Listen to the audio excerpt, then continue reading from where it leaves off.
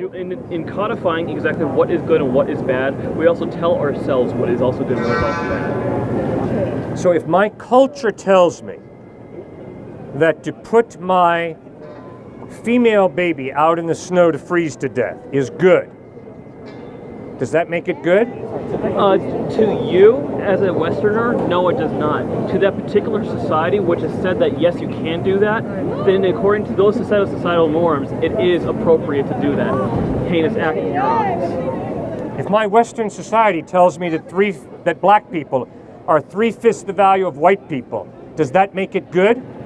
No, once again, according to your definition, it does not. But according to, say, for instance, the definitions of what was right and wrong 100 years ago in the United States, yes, it was perfectly right. So, if the Nazi Germans would have won World War II, and if they would have destroyed all people that opposed Dachau and Auschwitz, then gassing Jews would be good. Once again, according to that specific set of mores, yes, it might have been good for them. But actually, that is actually not completely true. Even to them, it was wrong, because at the end of World War II, when the United States came and the Russians came into Germany and liberated those concentration camps, they are actually caught red-handed setting fire and destroying evidence. So while to us, on the outside, yeah, it may have been perceived to have been good on their end, it was not good because they themselves were trying to cover up their own immoral acts. Furthermore, that is actually a logical fallacy, because referring to an instance where there is such a clear right and wrong and attempting to disprove my own thoughts, that is attempting to invalidate my arguments by going backwards to something that's so obviously wrong. And I insist you cannot live out that moral relativism consistently. Oh, I can. I do it all the time. I'm an atheist. I haven't murdered anybody yet. No. You've missed my entire point. My entire point is not atheists murder people. It's not the point. Okay, then what is your point, please? My point is, if there is no God, the existence of moral truth is a farce. If there is no God, morality is subjective, depending upon the individual, depending on the culture, which means nothing's objectively right, nothing's objectively wrong. Okay. It's all a matter of the individual or the culture defining it a certain way. Right, sure. Okay. I don't think you can live that out. Why? I think that if someone rapes your sister, you're not going to be able to honestly think. From my perspective, that was wrong. But from the rapist's position, it's right. It's all relative. Actually, you can't. No, according to him, it may be perfectly legitimate and right. According to my definition, it is wrong. According to society's definition, it is wrong. Therefore, society itself will go after that individual and put him in jail. Now, say, for instance, according to a Western civilization, the age of consent for somebody is 18 years old. Go to the Middle East, it is as young as 12 years old. Okay? So say, for instance, if an older male marries this female and consummates said marriage, according to their social mores, it is 100% correct. According to our social mores, it is 100% wrong. Even rape itself is dictated by social mores. Not too long ago in India, sute was practiced. The widow was burned on the pyre with her husband's body. For that culture, at that point, it was right.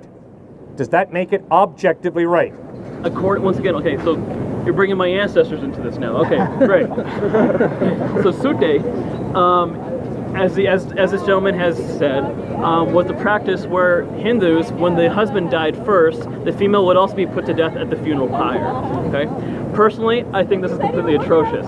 Furthermore, that is a small subsect sort of a small extremist sect of Hinduism, which, by the way, I believe was completely wrong. According to their social mores, yes, that was right. According to the rest of the world and the British Empire at the time, it was wrong, and those people were actually shot to pieces, but that's neither here nor there.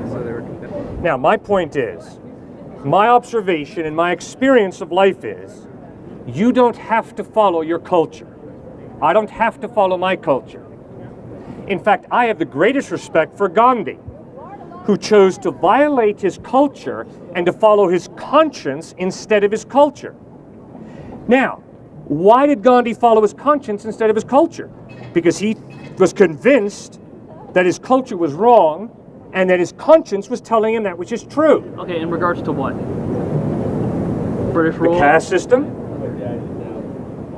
Gandhi stood against the caste system valiantly, wonderfully. Why? His conscience told him, my culture is wrong. Gandhi critiqued his own self, his own life when he lived in South Africa. He was brutally honest about, gosh, I bought into some racist attitudes. I'm sorry. He followed his conscience. He allowed his conscience to tell him what was objectively real. He critiqued his culture and he critiqued himself. Okay, now let's take Gandhi for example. You're using Gandhi as a measure of that which is morally right. You're appealing to a higher authority, which is yet another. No, I'm not. You're saying no, I'm not. You're not. I'm using Gandhi as an illustration of one individual, and I hope you're just like Gandhi, and I hope I'm like Gandhi, in that we can exercise our conscience to contradict the morals of our culture. And we can say to our culture, we can say to the majority, you're wrong with Sute. You're wrong with a caste system. You're wrong with enslaving Africans in America. That is wrong. Your racism is wrong. Why? Because I have a conscience that ties me into objective morals. My point is, then, the only way there can be an objective moral is if there is some type of God or gods who create and define the value of a human life and the value of justice. Value of human life has been completely subjective throughout history. And once again, according to Hindu social mores and culture, Gandhi, after he died, went to a higher level of consciousness. Yeah. Now, according to Christian beliefs, he was going to hell because he didn't get baptized. No. Or he didn't put his faith in Christ. That would be the argument. Okay, but that's a totally different issue. Anyways, the issue right now is not Jesus. The issue is atheism. You said you're an atheist, and I'm trying to show you that you can't live out your moral relativism consistently. Okay, now how do you as a scientist scientifically prove what is good and just and right? Once again, You can't.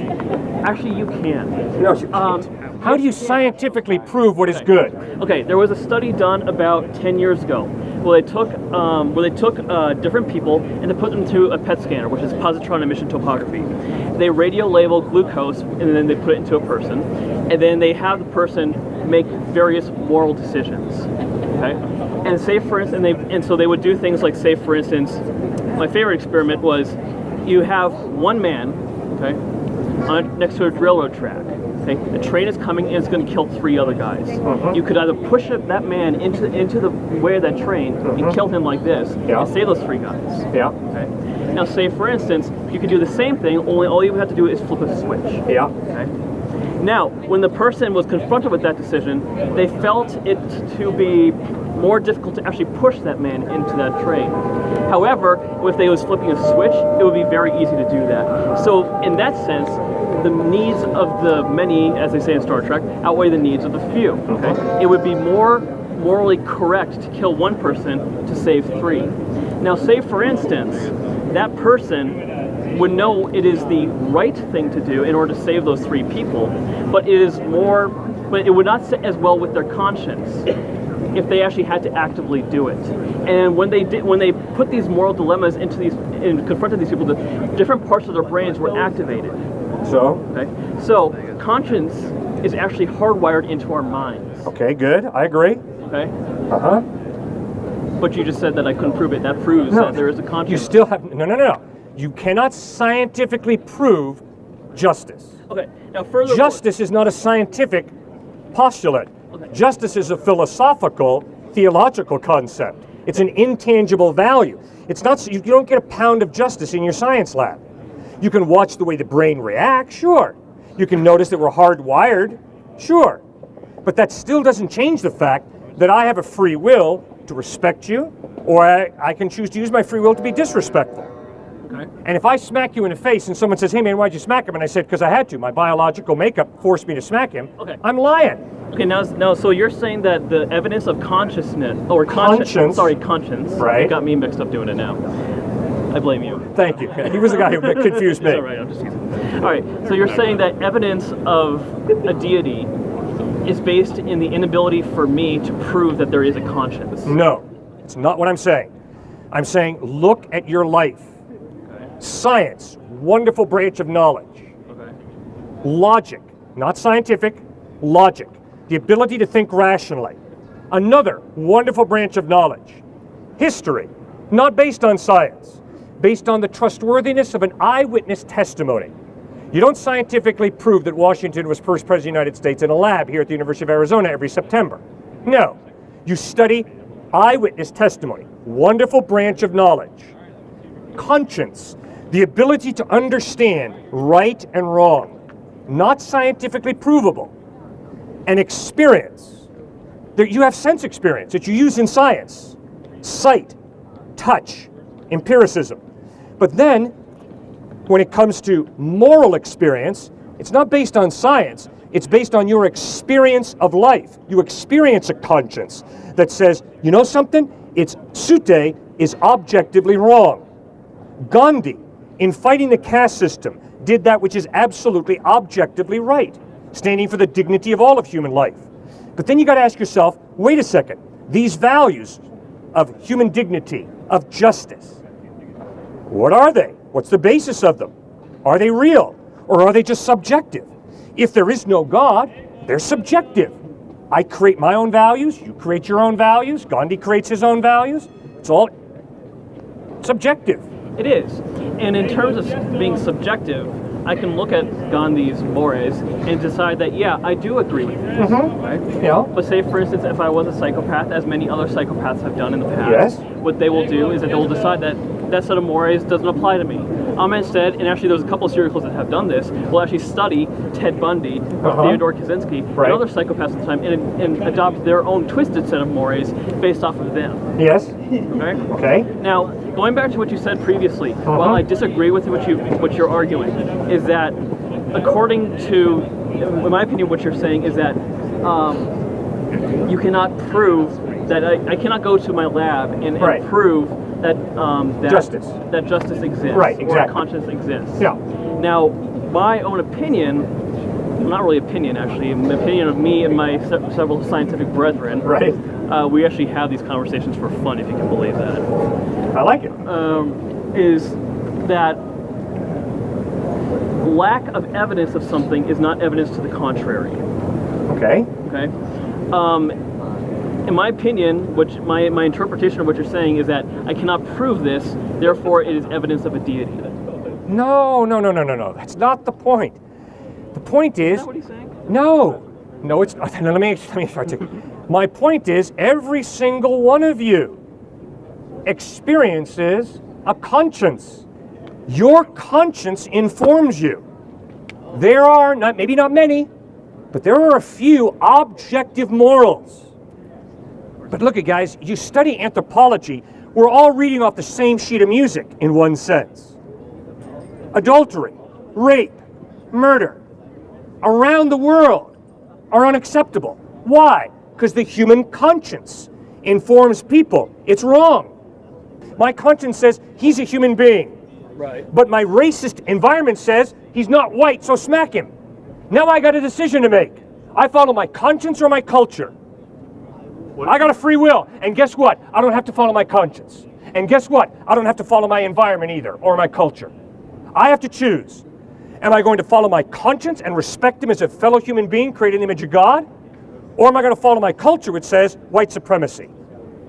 And I got to choose. All right, now I think that your culture, the reason why you have not, that you are not smacking me silly right now, is that your culture, as being a member of the, as a citizen of the United States, our culture dictates that I am equal to you, even though I have a darker skin tone. Right. Right. And then you have adopted these set of mores. It is not a source of some. It does not come from a deity. Now, allow me to get back to one point, and then I actually have to go to work. You bet. I have to It's go been to a work. delight talking with you. Likewise. But I'll make one more point. In that a conscience has been placed inside of you by your God. God has given all of us a conscience. Okay. Well, But not if morality is relative. Now, come on, guys, be consistent. If morality is relative, then the conscience is just a subjective taste. That's all it is. Just taste. Please allow me to finish. What happens is that in my opinion, what is going on, and I respect you, but I fundamentally disagree with you, is that you are saying that something cannot be proved. And the source of, okay, so your conscience, or a conscience that's been placed inside of all of us, in my opinion, is a product of our experiences, social mores, and genetic factors as well. So it's nature and nurture. Okay, those two facets which form us into who we are as an individual. Now, what happens is that, in my opinion, we cannot prove that a conscience has been placed into us by nature. So many then attribute it to a deity. But same thing has been applied to several scientific principles over the millennia, whether it be the tides, whether it be weather, so on and so forth. But in my opinion, the logical fallacy there is that lack of evidence is not evidence to the contrary. So you cannot attribute this to a deity, because who knows, in 20, 30 years from now, we may unlock exactly what conscience is. So you still have missed my point. I don't think I have. It's not. Yes, you have. The conscience informs me of an objective moral. Does it? So yes, and the only way there can be just please get this. The only way there can be an objective moral, separate from me, separate from you, is if a creating mind, a moral lawgiver, has created and defined that objective moral. It's the conscience that puts me in touch with, not God, it puts me in touch with that objective moral. Then my rational mind asks me, how can that objective moral exist? Obviously, there's only one way.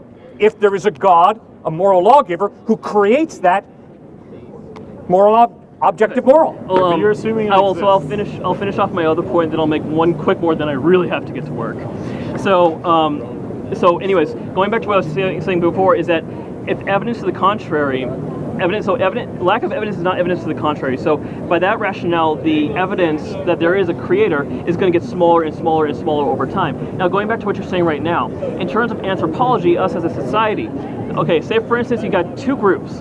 Group A is a group of psychopaths. Group B is a group of people who have a moral standard. Group A is going to end up offing each other or disintegrating because they have no fabric to hold them together. The group B, that is a group of people who have a set of mores, can say, for instance, can then form a social fabric, form a government, for a set of laws, for a group of morals for them to live by. Which of the two groups is going to prevail? The group that's not going to have any social fabric because it's going to be everybody for themselves, they're going to just disperse. The second group is going to form a fabric, and then they're going to be able to prevail. So why do you help handicapped people?